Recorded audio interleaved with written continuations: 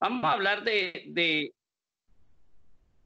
el propósito de Dios, de la generación del tercer día. Amén. Entonces, vamos a ir a enseñar la palabra del Señor. Amén. Miremos en Génesis capítulo 1, versículo 11. Dice así. Después dijo Dios, produzca la tierra hierba verde. Amén. Génesis capítulo 1, versículo 11. Hierba que dé semilla, árbol de fruto que dé fruto según su género, que su semilla esté en él, sobre la tierra, y fue así. El verso 12 dice, produjo pues la tierra hierba verde, hierba que da semilla según su naturaleza, y árbol que da fruto, cuya semilla está en él, según su género. Y vio Dios que era bueno. Dice el verso 13, y fue la tarde y la mañana del día tercero. De manera que en el tercer día de la creación, Dios creó plantas capaces, digamos, de producir semilla para conservar su especie. Amén. Hubo plantas verdes que producían semilla según su género, árboles que producían frutos según su género. Amén. O sea que el tercer día es el día de la reproducción, digámoslo así. El día de que los árboles fueron creados, los árboles que producían semilla para que germinara nuevamente la especie, no se terminara. Podríamos decir que es un día de fructificación, un día de vida. Pero esa realidad hermosa de la que disfrutaban Adán y Eva, pues en cierta manera fueron ellos, como dijéramos, privados de todos esos privilegios que tenían ahí. Amén. Porque por la desobediencia de Adán y Eva, Dios le dijo, ganarás el fruto con el sudor de tu frente y tendrás que labrar la tierra. Fue una de las partes de lo de la sentencia que le dio Dios a Adán. ¿Amén? O sea que con la desobediencia de ellos, digámoslo así, perdieron ese privilegio de estar en ese reino de perfección creado por Dios. Ese reino, digámoslo así, donde lo espiritual estaba señoreando por encima de todo. Amén. Y donde la revelación de Dios se manifestaba, les había sido dada. Por tanto, el plan primordial de Dios con la humanidad, para la criatura humana, era y es, después de la desobediencia, la salvación del hombre. En otras palabras, restaurar al hombre en el reino de Dios, devolverle esa condición de imagen y semejanza que tenía dentro del paraíso. Amén. Por tanto, Dios pone en marcha ese propósito de salvación, el cual estaba representado simbólicamente, podemos decirlo, por unas líneas, por unos cordones, por decirlo de alguna manera, por unos hilos conductores, y que los podemos ver desde el Génesis hasta el Apocalipsis, porque toda la palabra de Dios tiene una linealidad, digámoslo así, una coherencia, amén, del plan de Dios con la humanidad. No hay nada ahí por casualidad. Entonces, podemos ver esos tres hilos conductores que estarán presentes desde ahí, desde la desobediencia hasta el fin de los tiempos. Amén. El primero que podemos notar es ese hilo que se manifiesta a partir de la desobediencia. Dios les había dicho a Adán y a Eva, el día que comieres del árbol de la ciencia del bien y del mal, moriréis. Y el enemigo, Satanás, que les dijo, no, no moriréis. ¿Cierto? Entonces podemos decir que ese hilo que comienza a manifestarse ahí se llama la muerte, el hilo negro, el cordón negro. ¿Amén? Y lo identificamos porque siempre la muerte lo identifica como luto. Amén. El mal siempre está identificado como las tinieblas, oscuridad, negro. Amén. Condenación. Y eso va ligado a enfermedad, a tristeza y por supuesto a muerte. Inicialmente de muerte espiritual. La humanidad quedó instituida de la gloria de Dios, quedó separada. Separación de Dios es muerte espiritual, pero también muerte física, porque comienza la muerte en el hombre. Y entonces, ese es el resultado de haberse dejado engañar, de dudar de lo que Dios les había dicho, y eso trae una consecuencia, y es el establecimiento del reino de la muerte y de la infelicidad sobre la humanidad. Claro, en el Nuevo Testamento, con la victoria de Cristo, el apóstol nos dice que el Señor dirá, ¿dónde está, oh muerte, tu victoria? ¿Dónde está, oh sepulcro, tu aguijón? Por eso vemos que ese cordón de la muerte está presente en toda la humanidad hasta que Cristo nos redime. Amén. Pero también en ese trato de Dios para restablecer al hombre en su condición de imagen y semejanza de él, de hijo de él, encontramos, podríamos decirlo así, un cordón carmesí,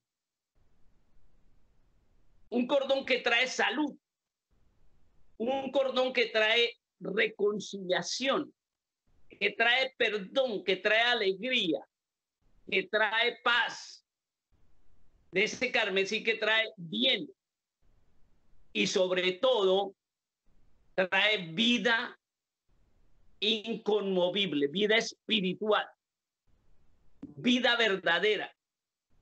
Ese cordón carmesí por el cual somos restaurados en la condición de hijos de Dios, que por la desobediencia se ha perdido. Ese cordón, podríamos decir, representa la sangre de Cristo que nos limpia de todo pecado. Amén. Entonces, desde Génesis, por ejemplo, Dios tomó piel de animales para cubrir a Adán y Eva. ¿Qué significó? Que por el pecado vino muerte. Murieron esos animales para tapar la vergüenza, digamos, de Adán y Eva. Después, con el sacrificio de Abel, encontramos que él derramó sangre. Y a lo largo de la Biblia encontramos ese cordón carmesí como derramamiento de sangre para traer perdón, pero como un simbolismo del sacrificio de Cristo, que era el que realmente traería y trae vida eterna, perdón de nuestros pecados. Tanto en el Antiguo como en el Nuevo Testamento se da testimonio, por lo tanto, de esa sangre derramada para quitar lo que nos separaba de Dios. O sea, en otras palabras, para reconciliación del que cree, del ser humano que cree con Dios, a través de que la sangre de Cristo, esa sangre pura, esa sangre santa, como de un cordero inmolado, vertida una vez y para siempre en la cruz, esa sangre nos limpia de todo pecado. Y al limpiarnos, nos permite ser reconciliados con el Padre. ¿Por qué se dice esto? Sencillamente porque cuando podemos creer en Jesucristo, esa reconciliación, a la sangre borrar todo nuestro pecado, dice, ahora pues ninguna condenación hay. El pago del pecado fue puesto por Cristo. borró el pecado y nos puso en la condición de hijos. Entonces nos reconcilió con Dios, trajo paz. ¿Amén? Justificados pues por la fe, dice en Romanos, tenemos paz para con Dios por medio de nuestro Señor Jesucristo. Amén.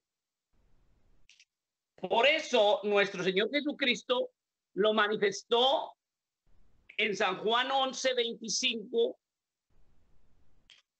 diciendo de la siguiente manera: le dijo Jesús, yo soy la resurrección y la vida. El que cree en mí, aunque esté muerto, vivirá. Ahora bien, dije que iba a hablar de 3 cordones o hilos conductores. ¿Ven? He hablado del cordón de la muerte desde la desobediencia hasta la venida, hasta llegar a Cristo, mejor dicho, que nos da vida. Amén. También he hablado del cordón carmesí, que simboliza la sangre que debía ser derramada para tapar el pecado inicialmente, pero después para borrarlo con la sangre preciosa de nuestro Señor Jesucristo. Amén. Ahora hay un tercer hilo que podíamos ver que atraviesa la existencia de la humanidad y que se proyecta gloriosamente ante el testimonio, de lo eterno, de lo inconmovible. Y podríamos decir de alguna manera que lo representamos con un cordón de plata, un cordón plateado. Esto representa el reino de Dios, un reino restaurado por Cristo para los creyentes verdaderos. Un reino espiritual de las cosas que no cambian, inmutables, eterno. Entonces, así como en el Génesis nos narra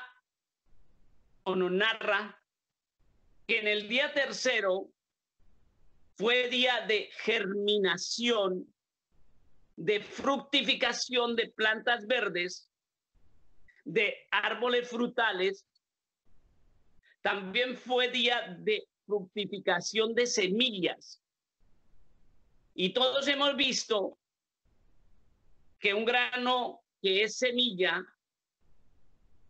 y cae en la tierra tiene que morir, ¿verdad?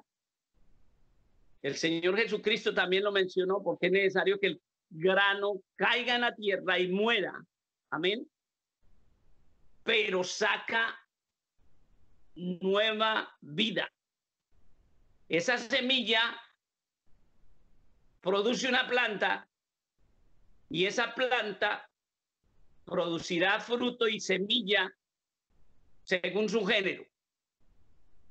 También el tercer día, después de la muerte de Jesús, Jesús, como decir, murió, pero al vencer la muerte al tercer día resucitó. Amén. Y podemos decir que el tercer día de su muerte es el primer día de la resurrección, para demostrar que él, como lo dijo, yo tengo poder para poner mi vida y volverla a tomar. Amén. Y cuando él la vuelve a tomar, no la toma para sí solamente, sino para todo el que cree en él. Él dio el ejemplo, digámoslo así. Él vivió la experiencia como nosotros tenemos que vivirla. Amén. Murió, venció la muerte para darnos vida a nosotros. Amén.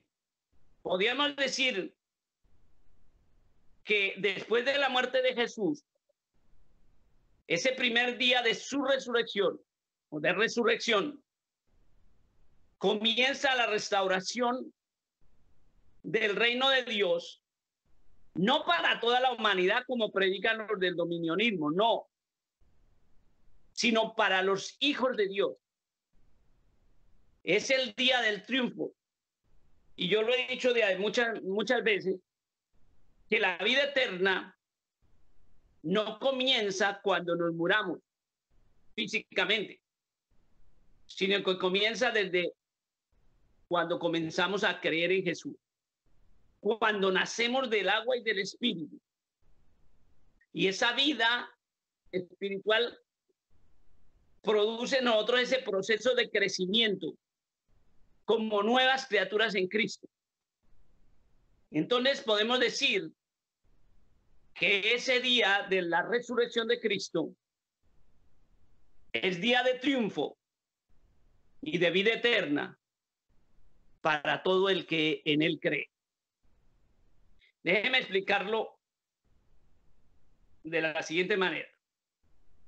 El tercer día de la muerte de Cristo es el primero de la fructificación, de la germinación de la vida eterna. Amén. Miremos Lucas 24:7. Diciendo, es necesario que el Hijo del Hombre sea entregado en manos de hombres pecadores y que sea crucificado y resucite al tercer día. Amén. Entonces, el tercer día de su muerte, como ya lo dije, es el tercer día es el primer día, perdón, de su resurrección. Y aquí quiero aclarar algo. No de su existencia. Escúchenme bien, de su resurrección. ¿Es claro? No de su existencia, porque él ya existía como Dios. Amén. Dice la Biblia, en el principio era el verbo y el verbo era Dios y el verbo era con Dios. Juan 1:1. Amén. Por eso no podemos decir que ese día comenzó su existencia. Amén. Es más, mucha gente cree que Jesús comenzó en el nacimiento de María y tampoco, porque Él es eterno. Él ya existía. ¿Amén? Pero el día de su resurrección comenzó la vida eterna, digámoslo, para el que cree. Amén. Jesucristo ha existido como Dios, como espíritu eterno. Y dice, vive por los siglos de los siglos. Sencillamente nuestro Señor Jesucristo, con su sacrificio, muerte y resurrección, abrió la senda para la vida eterna de todo aquel que cree. Traspasó los cielos, trazando el recorrido de la vida verdadera, de lo inconmovible. Por eso el profeta Jonás fue símbolo de la resurrección de Cristo. Él estuvo 3 días dentro del gran pez, así como también Cristo estuvo su cuerpo 3 días en la sepultura, pero resucitó victorioso. Y así lo creemos y lo vemos nosotros por el testimonio de la Biblia. Y lo vemos no caído como lo tiene la religión tradicional, no derrotado y colgado en un madero, sino que lo vemos por la fe, resucitado y glorioso. Amén. Miremos en San Mateo capítulo 28, verso 6. Es lo que le dice a los que fueron temprano a ver la tumba. No está aquí, pues ha resucitado. Como dijo, dice, venid, ver el lugar donde fue puesto el Señor. Amén. No está aquí, pues ha resucitado. También en San Marcos capítulo 16, el verso 9 afirma lo siguiente. San Marcos 16, 9. Habiendo pues resucitado Jesús por la mañana, el primer día de la semana, apareció primeramente a María Magdalena, de quien había echado 7 demonios. Amén. Entonces, por Cristo Jesús, somos, primero que todo, nuevas criaturas. Y tenemos que alcanzar esa realidad espiritual. Pero somos una generación nueva, espiritualmente hablando, nacidos del agua y del espíritu. Una nueva raza, por decirlo de alguna manera, donde el reino de Dios ha sido restaurado. Y vuelvo a insistir, no para imponerlo en el mundo, sino para que la iglesia, la reunión de los creyentes, seamos la embajada del reino de los cielos, hasta que el Señor de señores, el Rey de reyes, establezca su reino sobre la tierra. Aquí me voy a detener un momento y enfatizo: no basta tener religión o recibir cualquier tipo de doctrina. Esto es imperativo para tener vida espiritual, salud espiritual, para tener la guianza genuina de Dios.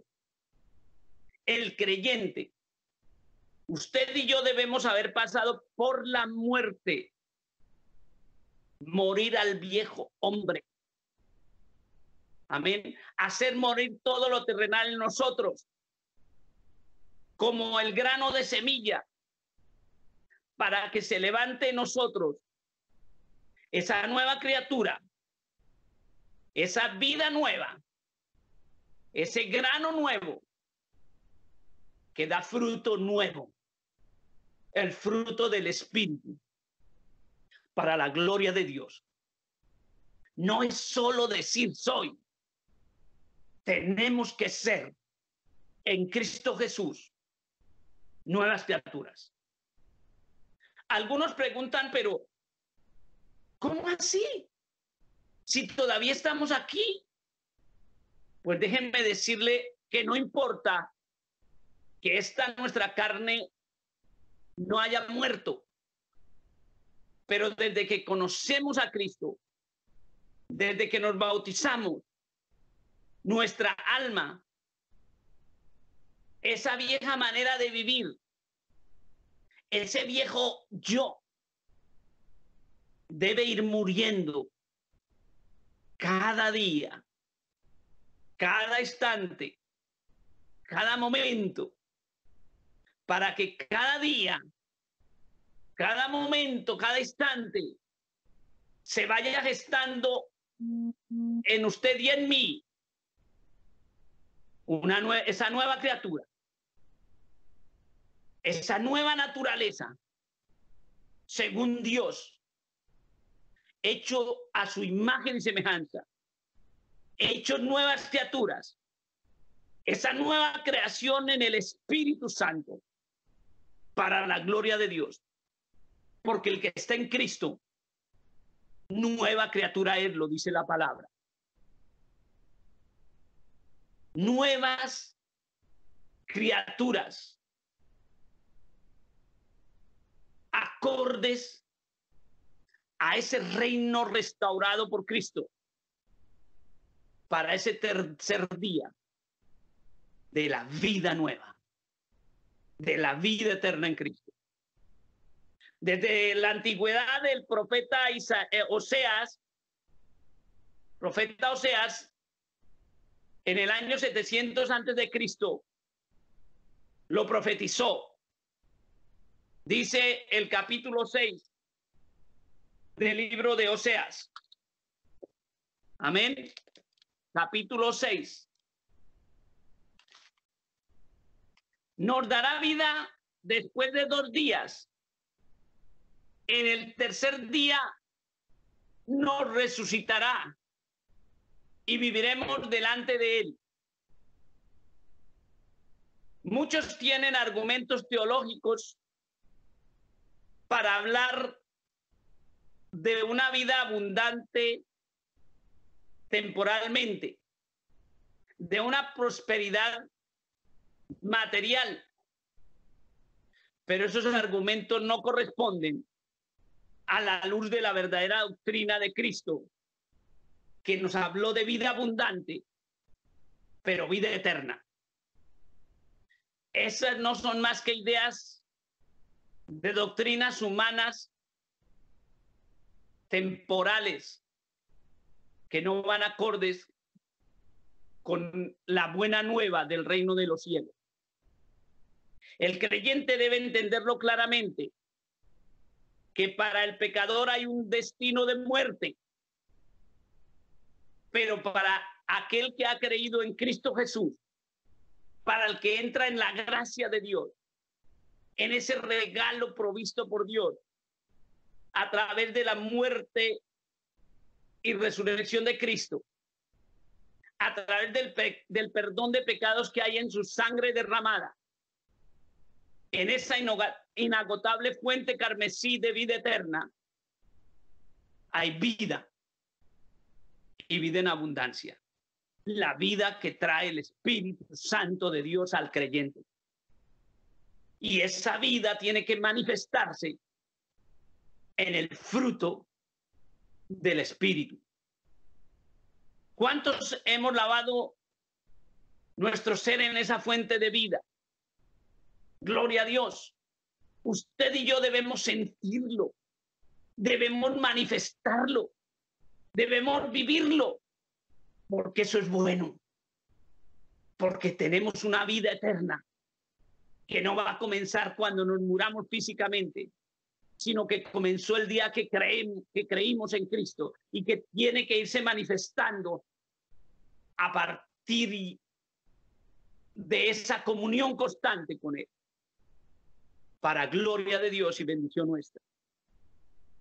Algunos no lo entienden porque les han enseñado mal. Les han presentado un mensaje de un Dios que es el mandadero de ellos, el que les decretan. Y hay muchos que agarran, mire, aquí está escrito y usted tiene que cumplírmelo. Se han olvidado del señorío. Amén. Que nosotros debemos pedir conforme a su voluntad, pero en humildad, porque Él es el Señor. Amén. Pero la gente que ha recibido un mensaje distorsionado se cree con el derecho de reclamarle a Dios. Amén. Y muchas veces reclamarle en la perspectiva o en las expectativas de las cosas terrenales y pasajeras. Por eso, en Marcos capítulo 7, versículo 7, dice así, San Marcos, capítulo 7, versículo 7. Dice, pues en vano me honran, enseñando como doctrinas mandamientos de hombre. El ser engendrado de nuevo es nacer para el reino de Dios, para producir el fruto del Espíritu Santo.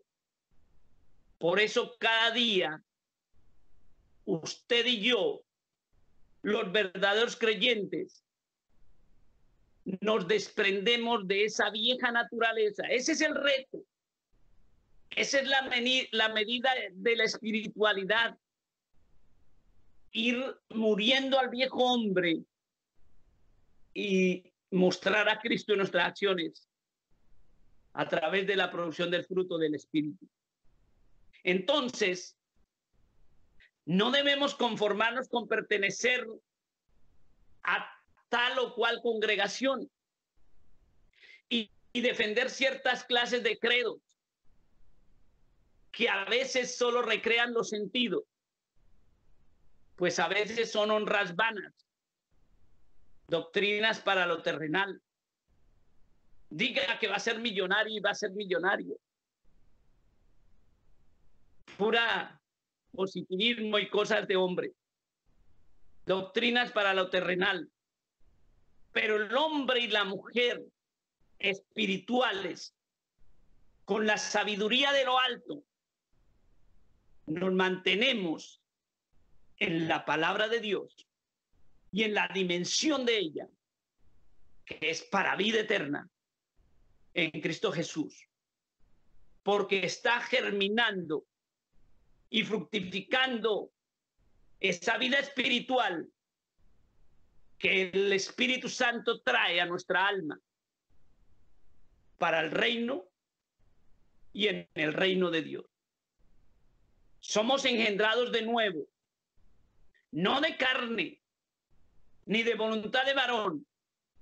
Es decir, ahora su espíritu y mi espíritu han sido engendrados por la fe en Jesucristo, por el Espíritu Santo, con un propósito, para que seamos ciudadanos del reino de los cielos, para ser la generación del reino de Dios, la generación del tercer día, la generación de resurrección en Cristo.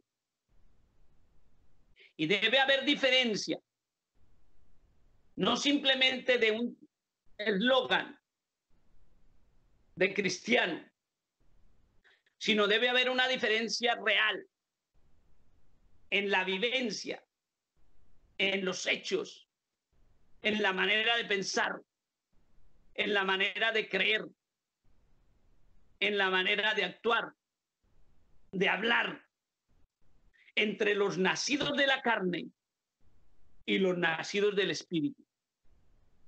Miremos la música de hoy en día entre el mundo y el cristianismo. Es lo mismo. Cambian algunas palabras, pero las cosas son iguales. Y así es la vida de muchos que se dicen ser cristianos.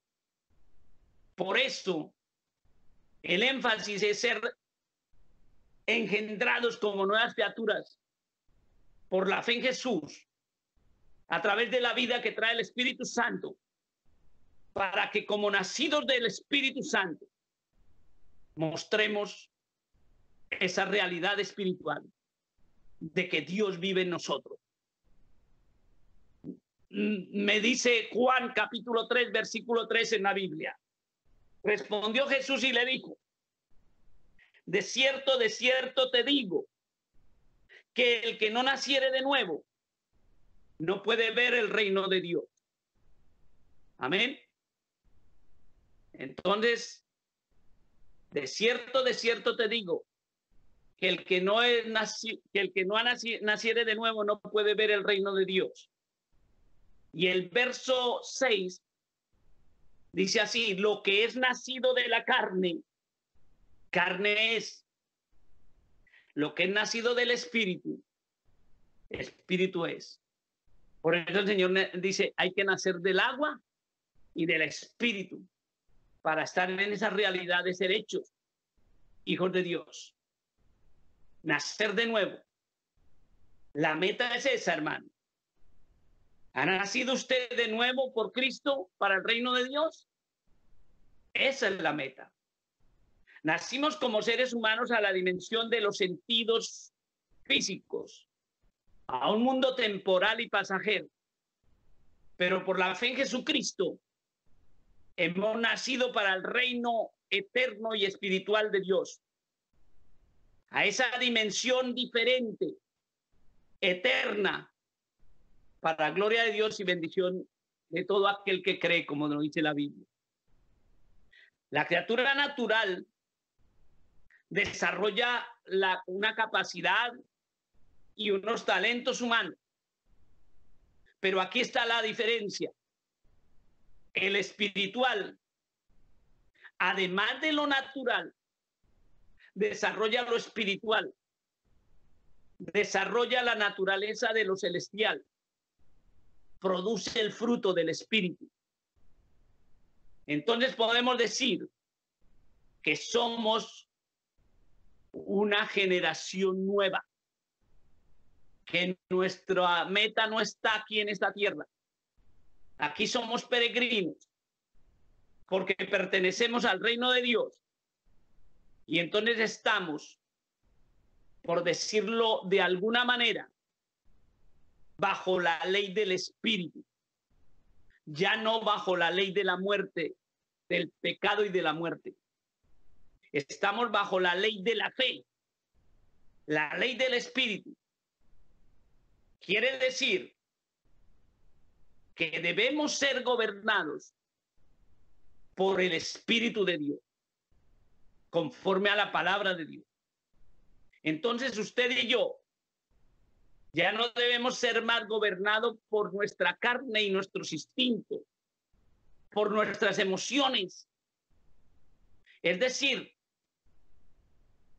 por nuestros impulsos o, ¿cómo lo diremos? Sí, nuestras emociones, sino por la justicia, paz y gozo en el Espíritu Santo. Porque así lo dice Romanos 14:17. Porque el reino de los cielos no es comida ni bebida, sino justicia, gozo y paz en el Espíritu. Por tanto, no necesita pertenecer y trabajar para una organización tal o cual. Para pertenecer al reino de Dios, tenemos que entregarnos y encontrarnos con Cristo y aprender de Él a través de su palabra y ser llenos de su espíritu. Hay mucha gente que piensa que por pertenecer a una organización están trabajando para Dios y están siendo explotados. Y siguen pensando así muy despistadamente, lejos del propósito de Dios. Hace algunos años nos encontramos con algunas personas en la iglesia que me congregaba, a una hermanita muy mayor que empujaba un carrito de perros, de hot dog, a altas horas de la noche. Y le preguntamos, ¿qué hace, hermanita, a estas horas? Y nos dice, trabajando para el Señor. Vengo a entregar el aporte de hoy, porque tenemos que trabajar duro para que defiendan con las leyes humanas al pueblo de Dios. Ay, hermanita, ¿cómo así? Le digo. Pero si nosotros pensábamos que ese trabajo era solamente para ella, para su sostenimiento, no, estaba siendo explotada por una organización. Amén. Recuerdo también otra hermana que me contaba cómo ella tenía que trabajar desde el viernes por la tarde, el sábado y el domingo haciendo tamales para pagar un préstamo, para pagar el lugar y el edificio que han edificado para una congregación. Eso no es trabajar para el Señor. Eso es ser explotado. Conozco otro caso de una comunidad de personas que compraron un terreno, lo edificaron poniendo de su trabajo, de su bolsillo, y al cabo de algunos años la organización que tenía a nombre de ella los despojó de ese trabajo. Ellos fueron explotados, fueron engañados. Amén. ¿Y qué manera de engañar a la gente? Eso es predicar una falsa doctrina, porque eso no es servirle a Dios. Es cierto que los santos de Dios, o mejor, la iglesia de Dios, un día va a gobernar con Cristo, pero no es ahora. Será en el reino de Dios que lo establecerá Cristo. ¿Y de dónde es el reino de Dios? ¿Qué decíamos en Romanos? Es celestial, es eterno. Amén. Es la legislación de lo espiritual. No para un país. Será establecido por Dios sobre la tierra. Porque al hablar de nueva creación en el espíritu, está refiriéndose a la inconmovible, Por eso es que el verdadero creyente, usted y yo, debemos escudriñar la Biblia para no ser engañados y desenmascarar esas falsas doctrinas que explotan y crean falsas expectativas. Hay una nueva creación, un reino en restauración, compuesto por nuevas criaturas, por personas nacidas de nuevo, que están creciendo para ese glorioso tercer día de resurrección. Por eso nos preparamos para vivir delante de Él, como lo profetizó Oseas. Hay una relación perfecta entre ese día de resurrección de Cristo y el día de restauración del reino de Dios, que es la venida de Cristo con su iglesia después de las bodas del Cordero, en la nueva generación. Nosotros somos, los creyentes verdaderos, somos la generación del tercer día, resurrectos para el reino de Dios bajo el señorío de Cristo. Gloria a Dios. Amén y amén.